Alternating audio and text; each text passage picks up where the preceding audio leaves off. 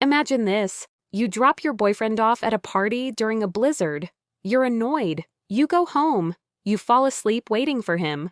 You wake up, and he never came home. So, you go back to find him. And there he is, in the snow, on the front lawn, bleeding from the head, missing a shoe, no jacket, dead. And somehow, you are the one who gets arrested for his murder. Now, imagine the lead detective investigating your case has been texting his friends about you. He's going through your phone searching for nudes. He's texting his sister, "I hope she kills herself." And imagine that every person inside that house, every single witness, happens to be connected to each other. Cops, family, childhood friends. A small town that runs like a closed system. That is the Karen Reed case, and nothing about it makes sense. January 29th, 2022, Canton, Massachusetts, population about 24,000 people. A proper small town. Everyone knows everyone, and that matters more than you think. There's a historic blizzard hitting Boston. Over 100,000 power outages, wind gusts pushing 90 miles per hour, temperatures dropping below zero. Authorities are literally telling people, do not go outside. But a group of friends decide, let's have a blizzard party. They hit up local bars and eventually end up at a house on 34 Fairview Road, the home of Brian Albert and his wife Nicole. It's their son's 23rd birthday. Open invite, come on over. By midnight, the party is rolling. By 2:30 a.m., the guests start trickling out, one by one, driving home through the whiteout. By 2:30 a.m., according to everyone, every single guest had left, except one. At 6 a.m., John O'Keefe, a 16-year Boston police officer, is found unresponsive on the front lawn of that house. He's bleeding from the back of his head. He's missing a shoe. He has scratch marks on his arm. He has no jacket on. He's just laying in the snow. 3 women are standing over his body. One went to prom with him. One has been his close friend for nearly a decade. And one has been his girlfriend for the last 2 years, Karen Reed. Karen is inconsolable. She's throwing herself on his body, trying to warm him with her skin. She has blood on her face from attempting mouth-to-mouth. John is rushed to the hospital. He is pronounced dead. Now police need to figure out what happened between midnight and 6 a.m. Karen says, "I dropped John off at the party. He got out of the car. I watched him walk toward the front door. Then I drove back to his house to sleep. I woke up at 4 a.m. and he wasn't home. So I went back to find him. Except, here's where it gets weird. Jen McCabe, one of the women at the scene, who also happens to be the sister of Nicole Albert, the homeowner, says she was inside the house that night. She says she saw Karen's car pull up around 12:30 a.m. But according to Jen, neither Karen nor John ever came inside. So either Karen is lying or Jen is lying. And then there's Carrie Roberts, John's childhood best friend. She says she wasn't at the party at all. She got a phone call from Karen at 5 a.m. screaming that John was dead. But nobody found John's body until 6 a.m. So how does Karen know he's dead at 5 a.m.? Karen's explanation, she was hysterical, terrified. She feared he might be dead. She didn't know for sure. But Carrie says Karen wasn't saying, "I think he might be dead." She was screaming, "John is dead! John is dead!" And that's just the beginning of the inconsistencies. Let's talk about 34 Fairview Road, because something about this house is deeply strange. John O'Keefe's body is found on the front lawn of this home. The home is never searched. The homeowners are never formally questioned. No one applies for a search warrant. No crime scene technicians are called in. A man died on your front lawn, and your house is not searched. Brian Albert, the homeowner, is a fellow Boston police officer. He runs the fugitive unit, and John O'Keefe worked at the same department, same police force, colleagues. When one of the investigators' friends texted asking if the homeowner was going to catch any grief over this, the investigator responded with one word, "Nope," then explained, "The homeowner is a cop too. They're all cops." Now let's look at the people connected to this house. Brian Albert, Boston PD, Fugitive Unit. his wife Nicole, sister of Jen McCabe, one of the 3 women who found John's body. Chris Albert, Brian's brother, town selectman for Canton, meaning he literally oversees the police department and its budget. Kevin Albert, another brother, detective at the Canton Police Department for 18 years. And who is the lead investigator on this case? Michael Proctor, Massachusetts State Trooper, Homicide Unit. Michael Proctor, whose sister is best friends with Julie Albert, Chris Albert's wife. The Albert family publicly called the Proctors their second family. When Proctor's sister got married, Colin Albert was the ring boy. This man never recused himself. He never stepped inside the Albert home.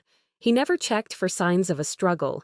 He never looked for blood evidence. He never applied for a search warrant. Instead, he focused, immediately and exclusively, on Karen Reed. Now here's where it gets truly unhinged. Because Michael Proctor was texting his friends about the case the entire time. 38,000 messages in one group, chat over about a year. And the ones that matter start the day John's body is found. Someone sends a link to Karen Reed's Facebook profile into the chat. Proctor responds, making crude comments about her appearance, and then writes, "No nudes so far." He was going through her phone as part of the investigation. That's what he reported back to his friends. He texted his sister that he hoped Karen would kill herself. He texted his wife, "We're going to lock this whack job up." These messages were read aloud in a Massachusetts courtroom. Proctor sitting in the witness box, ears turning red, word by word, because Michael Proctor wasn't some random person online. He was the person tasked with finding the truth about how John O'Keefe died.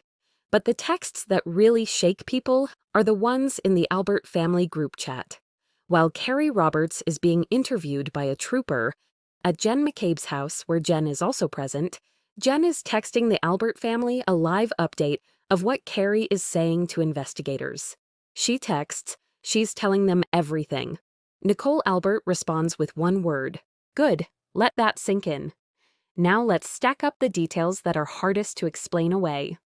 At 2:27 a.m., while John O'Keefe's body is presumably already laying in the snow, Jen McCabe searches on her phone, "How long to die in the cold?" Jen's explanation? She was in bed. She had a browser tab open from earlier looking at basketball scores. She put the phone down, fell asleep. Then when Karen called her and she rushed to the scene, Karen, while standing over John's body, asked Jen to Google hypothermia. And that's what logged. 2 forensic experts went to war over this in court. The prosecution's expert said sometimes a search logs the time a tab was opened. The defense expert said, "That is not how Google search history works." Then there are the phone calls. Between 2:30 a.m. and 6 a.m., the period when John O'Keefe is presumably dying in the snow, the partygoers made over a dozen phone calls to each other. Every single one claimed to be a butt dial. Nobody recalls what was said. Over a dozen accidental calls in one night between the exact same people. Then there's the Apple Health data.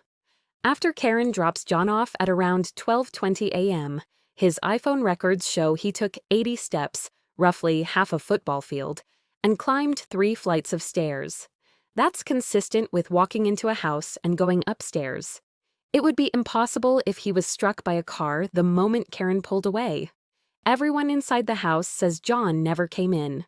But during the trial, one witness, while trying to describe a timeline, accidentally said he was not at the house when John was there, so I drove him home when John was there. She appeared to slip. John was there. Karen Reed was charged with second-degree murder.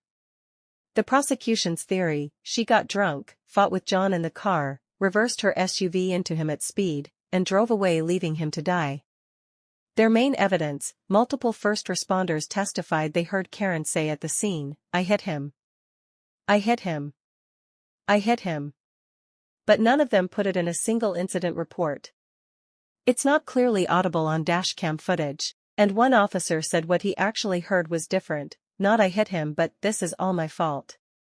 Which could mean something very different from a grieving girlfriend who blames herself for leaving. The defense theory, John O'Keefe was beaten inside the Albert house and his body was moved to the front lawn. Karen Reed was framed. The investigation was corrupted from the start by the web of relationships between the Alberts, the police, and the witnesses. Trial 1 ended in a mistrial. Trial 2, same result. Karen Reed has not been convicted. She has not been exonerated.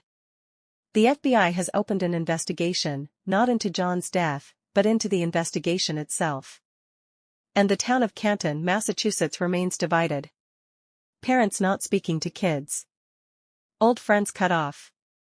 Dinner parties gone silent. Because nobody can agree on the simplest question. Who killed John O'Keefe? Here's what I keep coming back to. A man is dead. A Boston cop. Someone's brother. Someone's son. The guardian of 2 kids who had already lost everything, and the people who should be asking the hardest questions about how he died, are the same people who seem most invested in making sure only one answer is acceptable. Maybe Karen Reed did it. Maybe she backed that car into him in a drunken rage and spent the next several hours convincing herself it wasn't real.